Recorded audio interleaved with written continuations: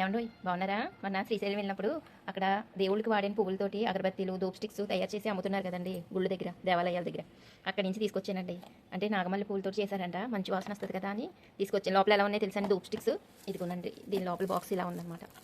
ఇవి పెట్టుకోవడానికి ఇది ఇచ్చేసి చూడండి ఎంత బాగుందో. ఇది కూడా శుద్ధతో తయారు చేశారనుకుంటాను, ఇదిగో అనుకుంటుంది. కానీ మంచి వాసన వస్తుందండి, ఎంత బాగుందో అసలు. మనం దేవుడు పూజ చేసుకున్నప్పుడు ఒక్కటి వెలిగించి పెట్టుకుంటే చాలా మంచి వాసన వస్తుందండి. చూసారా? ఇదిగోండి వెలిగించాను, చూసారా? మంచి వాసన వస్తుందండి, చాలా చాలా బాగుందండి. కరెక్ట్గా ఇది పెట్టుకోవడానికి కూడా చాలా బాగా తయారు చేశారు. చూసారా? లోపల స్టిక్స్ ఇలా ఉన్నాయన్నమాట పొడుగ్గా.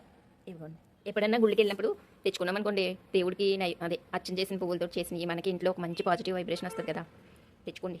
నేను అగరబత్తీలు ప్యాకెట్ ఒకటి, ఈ ప్యాకెట్ ఒకటి తీసుకొచ్చాను అనమాట. దేవుడి దగ్గర ఇలా పెట్టుకుంటే మంచి పాజిటివ్ వైబ్రేషన్ కదండి. ఈరోజు శుక్రవారం కదా, అందుకని వెలిగించానండి. ఇంతకీ ఈ ప్యాకెట్ ఎంత రేట్ పడిందో చెప్పలేదు కదా మీకు. 100 రూపీస్ పడిందండి. ఓన్లీ మనం ఇలా తీసుకున్నాం అనుకోండి, ఈ డబ్బులు మళ్ళీ గుడి గురించి ఉపయోగిస్తారు కదా, గుడికి సంబంధించిన వాటిలో ఖర్చు పెడతారు కదా, అలా కూడా మంచిది కదండి.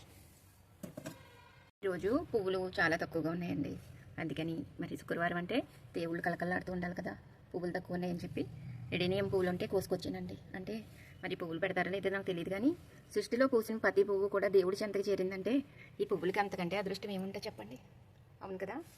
అందుకని అవి ఇదిగోనండి, ఇది ముద్ద రాధా మనోహరం పువ్వులు ఇవి ఉన్నాయండి. ఇవి కూడా కొన్ని తీసుకొచ్చాను అనమాట, సేవైకి పెడదామని. ఇవి చూడడానికి ఎంత బాగున్నాయి చూడండి. మన గార్డెన్లో పూసిన ఏ పువ్వులైనా సరే దేవుడికి పెట్టుకుని పూజ చేసుకుంటే అదొక హ్యాపీనెస్ కదా. చూడండి, అలా పెట్టాను అనమాట.